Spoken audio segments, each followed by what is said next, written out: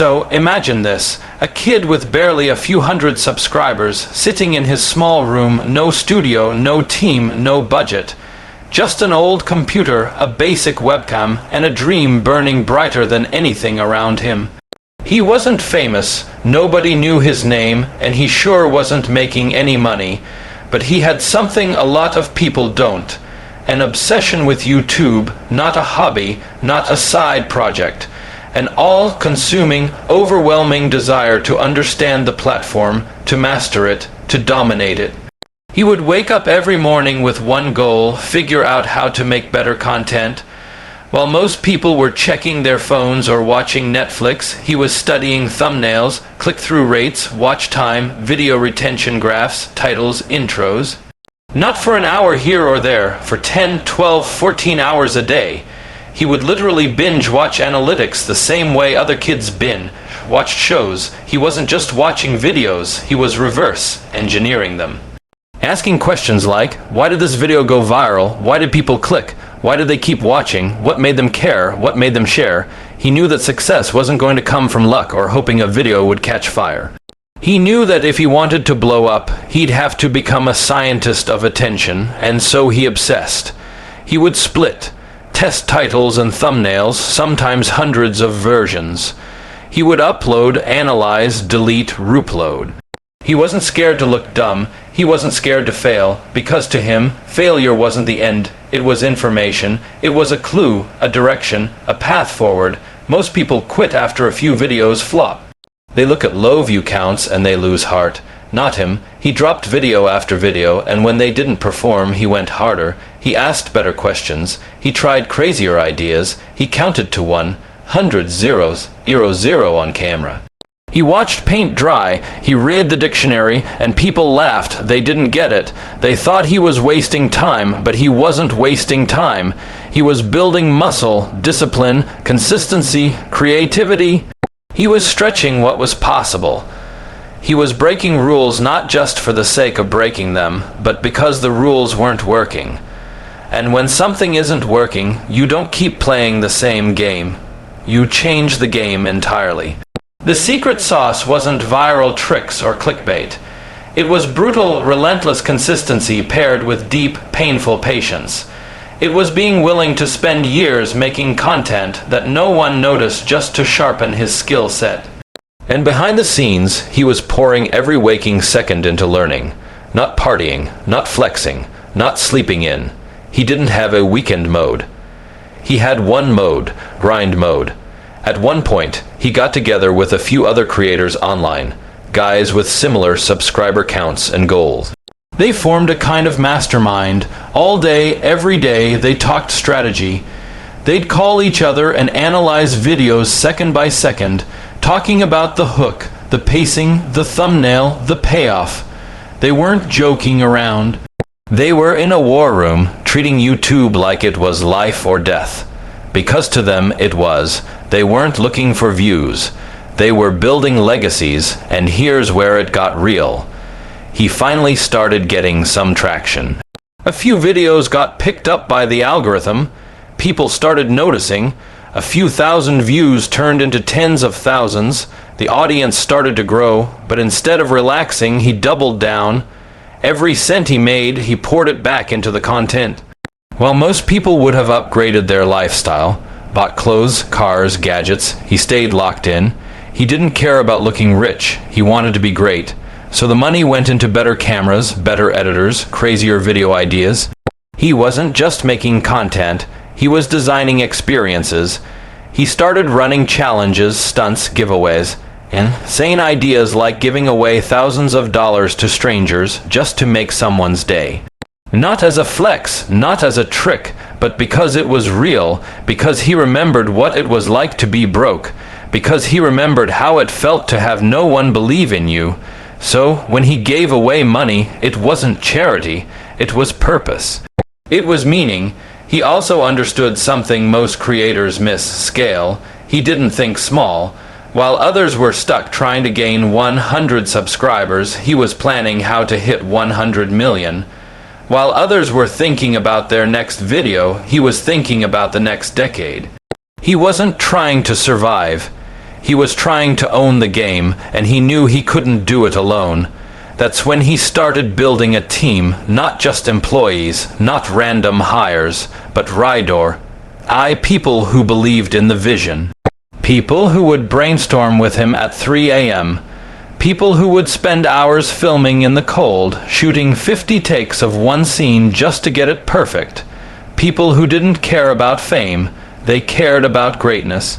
And together, they became a content machine, relentless, ruthless, resilient. They would film for weeks on a single video. Every moment had to matter. Every frame had to entertain.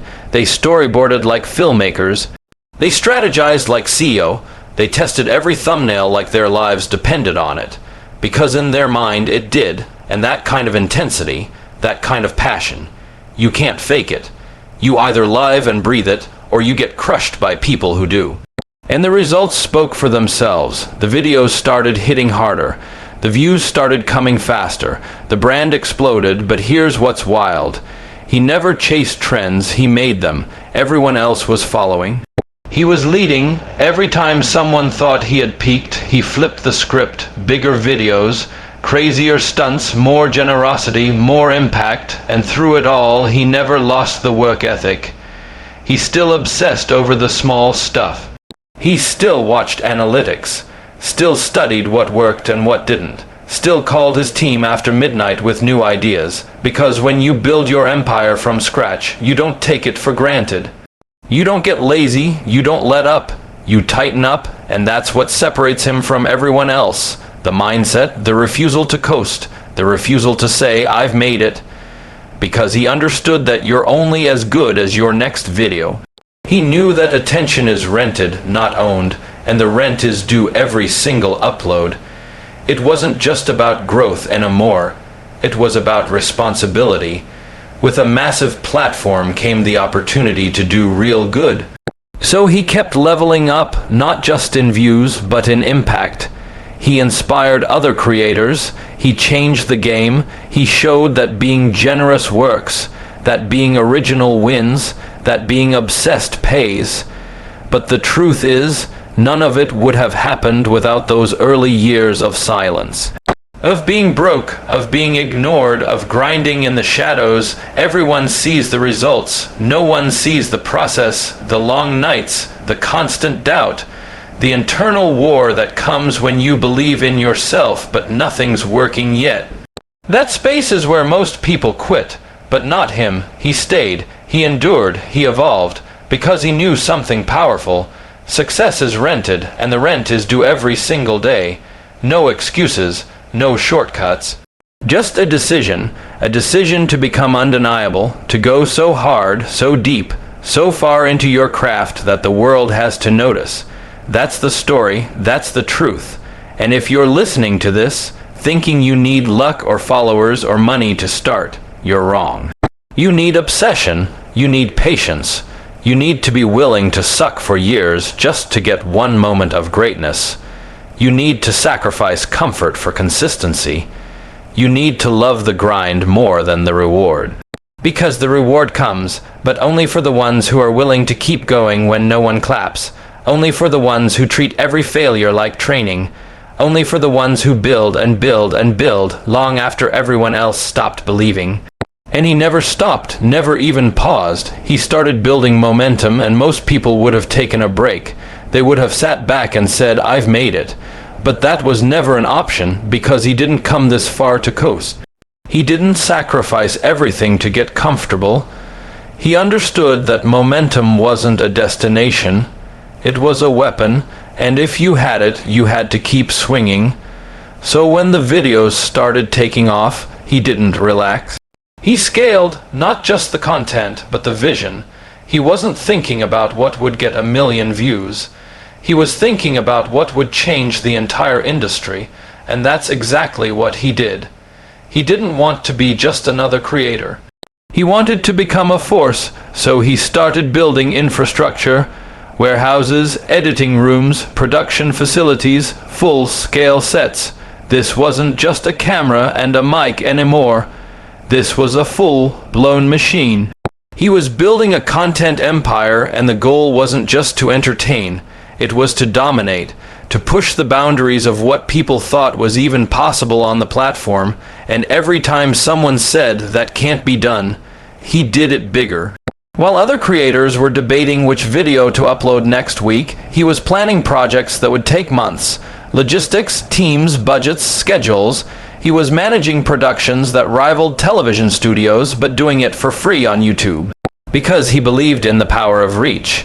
He believed that if he could hold your attention, he could change your world, even for a moment, and that belief fueled every move. He never stopped testing. Never stopped learning. You'd think someone with billions of views would be satisfied, but he wasn't chasing views. He was chasing impact. He was studying human behavior, psychology, curiosity, figuring out how to make people care from the very first second. Hook them, hold them, surprise them, reward them, over and over again, and when one idea worked, he didn't just copy it. He elevated it. He took what worked and rebuilt it into something even more insane. You know what's rare? Someone who becomes successful, then reinvests every dollar back into their audience. That's what he did. Every sponsorship, every brand deal, every cent he made went back into making the next video crazier, more intense, more unforgettable. He wasn't spending for ego, he was spending for experience, and people could feel it. They knew the videos weren't about him. They were about them, about giving back, about showing what could happen if you took the platform seriously. He didn't just want to go viral, he wanted to change lives, so the challenges got bigger, the giveaways got wilder. He was putting strangers in million-dollar games, building real-life sets that looked like movies, handing out life. Changing money not because he had to, but because he wanted to. Because he remembered what it was like to feel invisible, to feel like nobody cared. So he flipped it, made caring cool, made giving entertaining, but behind the camera, he was still the same guy, obsessive. Disciplined, focused, always thinking about what's next. He wasn't showing up to film when he felt like it. He showed up every day with a plan, with a purpose. No matter how big the team got, he stayed in the trenches. Writing scripts, reviewing footage, tweaking the edit, reworking the thumbnail, because he understood that greatness lies in the details. That's what no one sees. The hours spent watching the same video over and over just to shave off half a second. The meetings that went until sunrise, the endless pursuit of perfect execution. People love to talk about results, but results are just the surface. What they don't talk about is the discipline it takes to maintain consistency at that level. To make content that hits week after week, month after month, year after year, that's not luck. That's not talent. That's warfare, mental warfare. It's waking up tired, burned out, exhausted, but showing up anyway.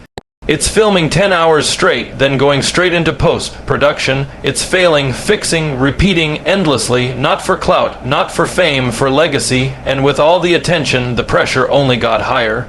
People expected more, bigger ideas, flawless execution. Any slip and the audience could turn. He knew that, but he never let the pressure break him. He used it. He used it as fuel. While others crumbled under expectations, he thrived in it. Because he didn't just want to win the game, he wanted to rewrite the rules, and that's what he did. He started branching out, building businesses, not random side hustles, but extensions of the mission. He launched products that gave back, built companies that made a difference, created systems where the success of the business helped people, not just made money, and the fans respected that, because it wasn't about cashing in. It was about creating impact at scale. Still, the videos were the core, and they kept evolving. He didn't just want bangers.